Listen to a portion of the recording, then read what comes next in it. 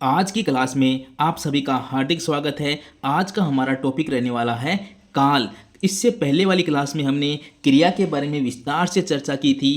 क्रिया और काल ये दोनों टॉपिक आपस में जुड़े हुए हैं। किसी वाक्य की क्रिया को देखकर ही हमें उस वाक्य के काल का पता चलता है। आज की क्लास को शुरू करने से पहले एक बार हम क्रिया का रैपिड रिवीजन कर लेते हैं। पिछली क्लास में हमने बात की थी क्रिया क्या होती है। किसी कार्य का करना या होना, धातु के प्लस ना लग जाए वो होती है क्रिया। जैसे लिख से लिखना, हंस से हंसना। अकर्मक क्रिया, सकर्मक क्रिया। अकर्मक क्रिया क्या होती है? जिसमें कर्म प्रयुक्त नहीं होता। सकर्मक क्रिया क्या होती है? जो कर्म के साथ प्रयुक्त होती है। सकर्मक दो प्रकार की हो सकती है। अगर एक कर्म है तो एक कर्मक, अगर दो कर्म है तो द्विकर्मक। उसके बाद में हमने क्रिया के प्रयोग और संरचना के आधार प्रकार देखे थे, जिसमें इम्पोर्टेंट था प्रेरणार्थक क्रिया। जब कर्ता स्वयं कार्य का संपादन न करके किसी दूसरे को कार्य करने के लिए प्रेरित करे तो वो होती है या करवाए, उसे प्रेरणार्थक क्रिया कहते हैं। दुष्यंत हेमंत से पत्र लिखवाता है, सरपंच ने गांव में तालाब बनवाया। क्रिया प्लस वा, ये होती है प्रेरणार्थक क्रिया, यानी दूसरों से करवाया जाए या उसे प्रेरित किया जाए। फिर एक इंपॉर्टेंट थी पूर्वकालिक क्रिया। वाक्य में दो क्रियाएं आए तो पहले संपन्न होने वाली क्रिया पूर्वकालिक क्रिया कहलाती है। जैसे देखो, धर्मेंद्र पढ़कर सो गया। पढ़कर सो गया, यहाँ सोने से पूर्व पढ़ने का कार्य हो गया, तो किसी मूल धातु के साथ कर या करके लगाने से पूर्वकालिक क्रिया बनती है। तो इसमें पूर्वकालिक क्रिया क्या थी?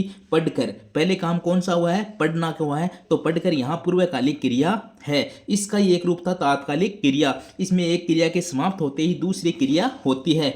जैसे पुलिस के आते ही चोर भाग गया, तो ये आते ही क्या है? एक तात्कालिक क्रिया है। नाम धातु क्रिया की थी वे क्रियापद जो संज्ञा, सर्वनाम, विशेषण आदि से बनते हैं, नाम धातु क्रिया कहलाती है। जैसे हाथ से हथियाना, अपना से अपनाना, रंग से रंगना, लज्जा से लजाना, अपना से अपनाना, दुबला से दुबलाना, गर्म से गरमाना। ये सारी संज्ञा, सर्वनाम, विशेषण से जो क्रिया बनती है उसे नाम धातु क्रिया कहते हैं। सजातीय क्रियाएं क्या होती हैं? वे क्रियाएं जहां कर्म और क्रिया दोनों एक ही धातु से बनकर प्रयुक्त होती है। सजातीय, जैसे भारत ने लड़ाई लड़ी, लड़ाई लड़ी दोनों एक ही जाति की है, इसलिए इसे कहते हैं सजातीय क्रिया।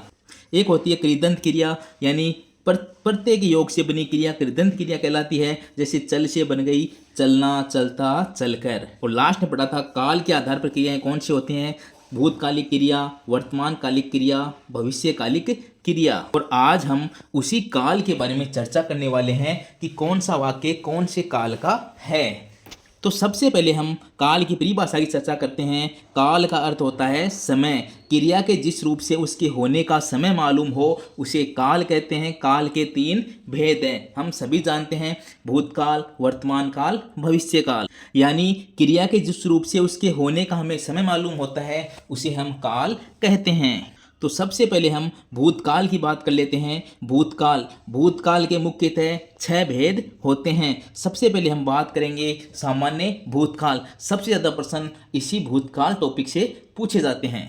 तो बात करते हैं सामान्य भूतकाल। सामान्य भूतकाल क्या होता है? जब बीते समय का बोध कराने वाली क्रिया का केवल एक ही शब्द आए, यानी जब बीते समय की बोध कराने वाली क्रिया का केवल एक ही शब्द आए तो वहाँ सामान्य भूतकाल होता है। यानी हमें एक ही शब्द से पता चल जाए कि यह भूतकाल का वाक्य है, वहाँ होता है सामान्य भूतकाल। जैसे गया, पढ़ा, लिखी, देखे, ऐसे एक ही शब्द आया, वह गया, वह पढ़ा, लिखी, देखे, ऐसे एक एक शब्द आ जाए उनसे हमें पता चले कि यह वाक्य भूतकाल का है, तो वहाँ होता है सामान्य भूतकाल। जैसे अविनाश ने गाना गाया, देखो गाया एक ही शब्द है, हमें पता चल गया गाया यानी पहले गा चुका है, भूतकाल का है, तो यह है सामान्य भूतकाल। अकबर ने पुस्तक पढ़ी, देखो पढ़ी, अकबर ने पुस्तक लिखी, तो पढ़ी, लिखी, एक ही शब्द से हमें पता चलता है कि यह वाक्य भूतकाल का है, यानी ये काम पहले हो चुका है, तो वहाँ होता है सामान्य भूतकाल। आपको सिर्फ इतना देखना है, अगर एक शब्द से हमें पता चल जाए कि वाक्य भूतकाल का है तो वहाँ होता है सामान्य भूतकाल। दूसरा देखना आसन्न भूतकाल। आसन्न भूतकाल क्या होता है? काम अभी अभी कुछ समय पूर्व ही समाप्त हुआ है, यहाँ आसन्न भूतकाल होता है। यानी हमें पता चले कि काम अभी अभी कुछ समय पहले ही समाप्त हुआ है। सामान्य भूतकाल क्रिया के अंत में है, हैं, हो, हूँ आए तो आसन्न भूतकाल होता है। देखो गया है, लिखी है, देखे हैं, अब देखो गया, लिखी, देखिए अगर एक एक शब्द से हमें पता चले कि ये भूतकाल का है तो वहाँ तो होता है सामान्य भूतकाल। और इस गया जो एक शब्द था इसके आगे एक और शब्द लगे, कौन से शब्द लगे? है, हैं, गया हूँ, तो हैं हूँ, ऐसे शब्द और लग जाए इस शब्द के आगे तो वहाँ होता है आसन भूतकाल। कुसुम घर गई है, ये है लगते ही पता चलता है ये काम अभी अभी पूरा हुआ है। अविनाश ने गाना गाया है, देखो इतना था, अविनाश ने गाना गाया, गाया तक तो क्या था? सामान्य भूतकाल था। आगे है और जोड़ दिया, ये क्या हो गया? आसन भूतकाल। दोनों में कोई दिक्कत नहीं होगी। सामान्य भूतकाल में एक शब्द आता है, उसके आगे एक और शब्द लग जाए तो वो होता है आसन भूतकाल। अच्छे से दोनों समझ चुके होंगे। तीसरा देखना, पूर्ण भूतकाल, ये एक पास्ट परफेक्ट टेंस होता है। देखा जाए तो भूतकाल में बहुत पहले ही पूरा हो चुका कार्य, भूतकाल में बहुत पहले ही पूरा हो चुका कार्य, वो होता है पूर्ण भूतकाल। तो इसकी पहचान क्या था? चुका था, गया था, किया था आदि। इसमें देखो उसमें तो क्या था, एक शब्द से पता चल रहा था कि यह वाक्य भूतकाल का है, वहाँ तो आ गया सामान्य भूतकाल। अब उस एक वाक्य के आगे अगर है लग जाए, हैं लग जाए, हूँ लग जाए, यानी है वाले कोई भी शब्द लग जाए, वहाँ होता है आसन भूतकाल। और था वाला जब शब्द लग जाए तो वहाँ होता है पूर्ण भूतकाल। भूपेंद्र सिरोही गया था, यानी बहुत पहले गया था, बहुत पहले ही कार्य पूरा हो चुका है। नीता ने खाना बनाया था, अच्छे समझ चुके हो, एक बार दोबारा देख लो। देखो नीता ने खाना बनाया, नीता ने खाना बनाया, अगर इतना ही वाक्य होता तो सामान्य भूतकाल। नीता ने खाना बनाया है तो क्या होता? आसन भूतकाल। नीता ने खाना बनाया था यानी बहुत पहले प्रारंभ पूरा हो चुका है तो ये पूर्ण भूतकाल। तीनों समझ चुके, नीता ने खाना बनाया सामान्य भूतकाल, नीता ने खाना बनाया है आसन भूतकाल, नीता ने खाना बनाया था पूर्ण भूतकाल। तीनों में कोई दिक्कत नहीं है। आगे चलते हैं। चौथा देखना, संदिग्ध भूतकाल, ये नाम से स्पष्ट है। संदिग्ध भूतकाल क्या होता है? सामान्य भूतकाल के क्रिया के अंत में होगा, होंगे, होगी आए तो संदिग्ध भूतकाल होता है। होगा, होंगे, होगी आए तो संदिग्ध भूतकाल होता है। जैसे गया होगा, पढ़ी होगी, लिखे होंगे। जैसे अनवर गया होगा, शबनम खाना बना रही होगी, तो होगी, होंगे, होगा ऐसा कोई शब्द आए जिससे हमें संदिग्ध स्थिति का पता चले तो वहाँ होता है संदिग्ध भूतकाल। चारों समझ में आ चुके हों, सामान्य भूतकाल, आसन भूतकाल, पूर्ण भूतकाल, संदिग्ध भूतकाल। आगे चलते हैं। पांचवा देखना, अपूर्ण भूतकाल। अपूर्ण भूतकाल यानी सातत्य काल कौन सा होता है? जो कार्य चल रहा होता है। भूतकाल में कोई काम अधूरा या लगातार चल रहा था, यह भाव दर्शाने वाला काल। यानी भूतकाल में कोई काम अधूरा है या लगातार चल रहा था, यह दर्शाने वाला भाव क्या कहलाता है? काल, अपूर्ण भूतकाल कहलाता है। पहचान क्या था? रहा थी, रही थी, होती थी, करता था, चलता था, ऐसे रूप आते हैं। जैसे वर्षा गाना गा रही थी आया है, यह है लगातार चल रहा है, इसलिए ये क्या हो गया? अपूर्ण भूतकाल। अपूर्ण भूतकाल क्या होता है? अपूर्ण यानी सातत्य, यानी कंटिन्यूअस, काम लगातार रहता है। अब एक लास्ट होता है हेतु हेतुमद भूतकाल। हेतु हेतुमद भूतकाल यानी बीते समय की एक क्रिया का होना जब बीते समय की दूसरी क्रिया पर ही आश्रित हो। यानी बीते समय की एक क्रिया का होना जब दूसरे बीते समय की क्रिया पर आश्रित हो, वहाँ हेतु हेतुमद भूतकाल होता है। इस रूप में दो क्रियाओं का होना आवश्यक है तथा क्रिया के साथ ता ती ते ती लगता है। एक महीना और पढ़ता तो चयन हो जाता। किस प्रकार के वाक्य इसमें आते हैं? बरसात होती तो फसलें पक जाती। ये जो वाक्य हैं वो हेतु हेतुमद भूतकाल के होते हैं। इसमें दो क्रियाओं का होना आवश्यक है, एक क्रिया दूसरी क्रिया पर आश्रित होती है। दोबारा देख लो, क्रिया के साथ ता ती ते लगता है, बरसात होती तो फसलें पक जाती, एक महीना और पड़ता तो चयन हो जाता। ये होता है हेतु हेतुमद भूतकाल। एक बार दोबारा रिवीजन कर लेते हैं। सामान्य भूतकाल क्या होता है? जैसे राधा ने गाना गाया, सिर्फ एक ही शब्द से पता चले कि ये पास्ट टेंस में है तो वो होता है सामान्य भूतकाल। किया, गया, देखा, एक एक शब्द आते हैं। एक था दूसरा आसन भूतकाल, यानी किसी जो एक शब्द है उसके आगे लग जाए है, हैं, हूँ, यानी राधा ने गाना गाया है तो वो हो जाएगा आसन भूतकाल। तीसरा देखना, पूर्ण भूतकाल। पास्ट परफेक्ट टेंस कौन सा होता है? उसने गाना गाया था, यानी था आगे लग जाए वो होता है पूर्ण भूतकाल। संदिग्ध भूतकाल क्या होता है? किया होगा, गया होगा, होगा, होगी, होंगे, ऐसे शब्द आपको देखने को मिलेंगे। अपूर्ण भूतकाल, सातत्य काल, जो काम चल रहा था, वह कर रहा था, जा रहा था, ऐसे शब्द आपको देखने को मिलेंगे।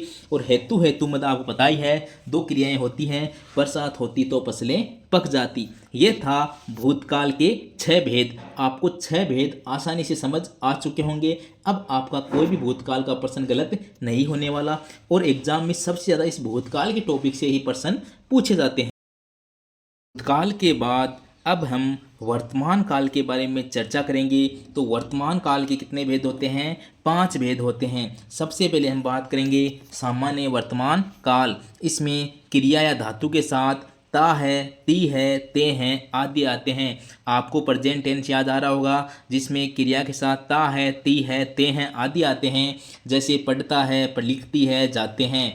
अंकित पुस्तक पढ़ता है, गरिमा गाना गाती है। तो ता है, ती है, ते हैं आदि आते हैं। वहाँ होता है सामान्य वर्तमान काल यानी सिंपल प्रेजेंट टेंस। दूसरा देखना अपूर्ण वर्तमान काल। अपूर्ण वर्तमान काल क्या होता है? सातत्य काल यानी कंटिन्यूअस टेंस।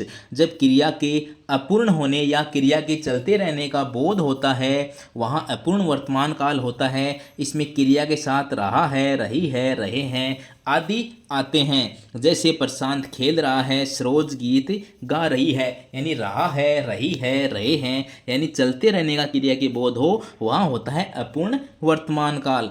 तीसरा देखना संदिग्ध वर्तमान काल क्या होता है? जब क्रिया के वर्तमान काल में होने पर संदेह हो, वहाँ संदिग्ध वर्तमान काल होता है। इसमें क्रिया के साथ ता, ती, ते के साथ होगा, होगी, होंगे का भी प्रयोग होता है। जैसे हमने भूतकाल में देखा था, अबे खेत में काम करता होगा, राम पत्र लिखता होगा। तो ता होगा, ता होगा, यानी होगा, होगी, होंगे, ता, ती, ते के साथ जब इनका प्रयोग हो तो वहाँ संदिग्ध वर्तमान काल होता है।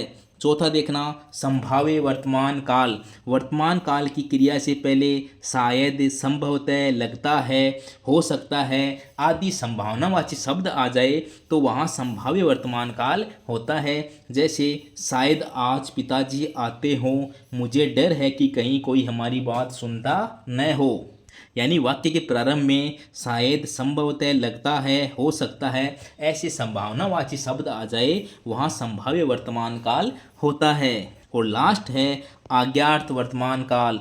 क्रिया के वर्तमान समय में ही चलाने की आज्ञा का बोध कराने वाला रूप आज्ञार्थ वर्तमान काल कहलाता है। राधा तू नाच, आप भी पढ़िए, तू लिख, तुम हंसो, वे यहाँ खेले, मैं गांव से कब आऊँ। यानी क्रिया के वर्तमान समय में ही चलाने की आज्ञा का बोध कराने वाला रूप आज्ञार्थ वर्तमान काल कहलाता है। ऐसे उदाहरण देखने को मिलते हैं, राधा तू नाच, आप भी पढ़िए, तू लिख, तुम हंसो, वे यहाँ खेले, मैं गांव से कब आऊँ।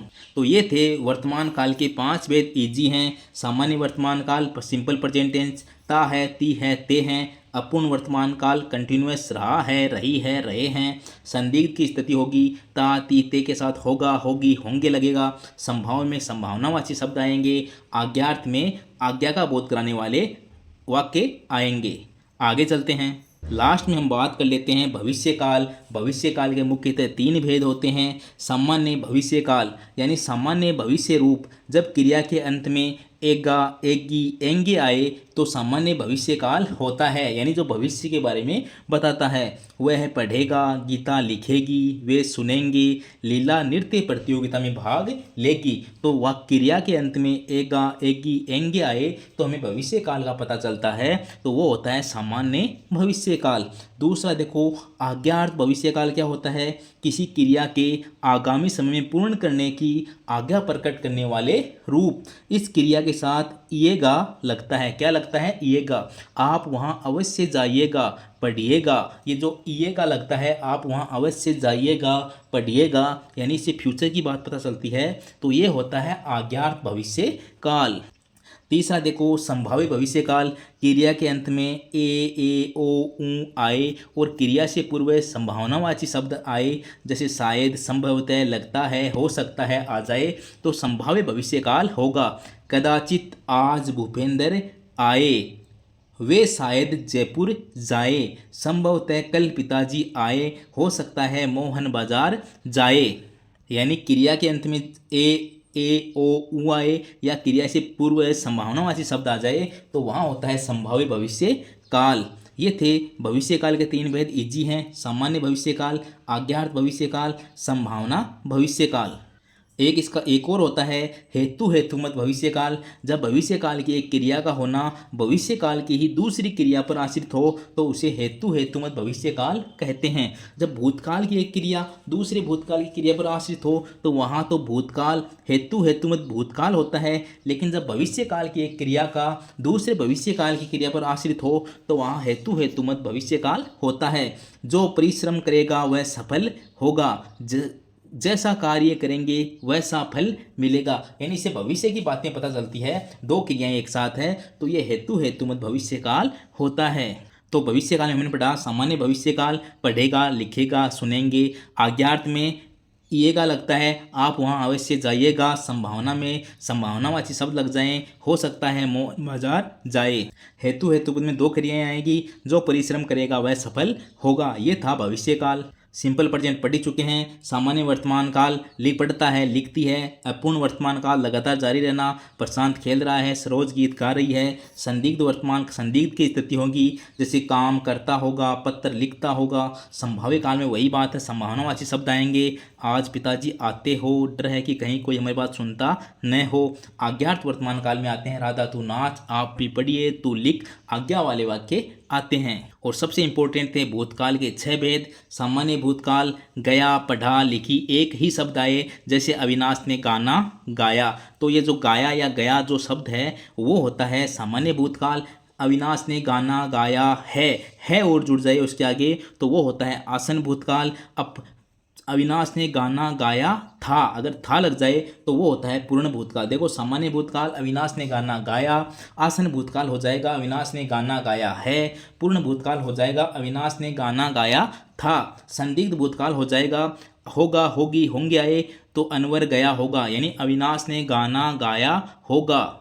संदिग्ध की स्थिति है, गाया है नहीं गाया है पता नहीं, लेकिन संदिग्ध की स्थिति है। आगे देखना अपूर्ण भूतकाल क्या था, कोई काम लगातार चल रहा हो, जैसे अविनाश गाना गा रहा था, वर्षा गाना गा रही थी, यानी कोई काम लगातार चलने का भाव होता है। और हेतु हेतुमत भविष्य काल में 2 क्रियाओं का होना आवश्यक है। दोनों क्रियाएं एक दूसरे पर आश्रित होती है। बरसात होती तो फसलें पक जाती, 1 महीना और पड़ता तो चयन हो जाता। इन वाक्य से पता चलता है ये भूतकाल के वाक्य हैं। यहाँ है हेतु हेतुमत भूतकाल। ये था आज का हमारा टॉपिक काल। क्रिया और काल दोनों टॉपिक को हमने अच्छे से समझ लिया है। आई होप आपको अच्छे से समझ आ चुका होगा। अब नेक्स्ट क्लास में हम क्रिया और काल दोनों टॉपिक के क्वेश्चन करने वाले हैं, जो सम्मिलित रूप से क्वेश्चन रहेंगे। हम काल और क्रिया टॉपिक को अलग अलग क्वेश्चन नहीं करने वाले हैं, इन दोनों टॉपिकों के क्वेश्चन हम एक साथ ही करने वाले हैं। आगे आने वाली 2 क्लासों के अंदर हम काल और क्रिया टॉपिक के क्वेश्चन करेंगे, जिनमें ये दोनों टॉपिक आपको कंप्लीटली समझ में आ जाएंगे। तो मिलते हैं नेक्स्ट क्लास में, तब तक के लिए नमस्कार।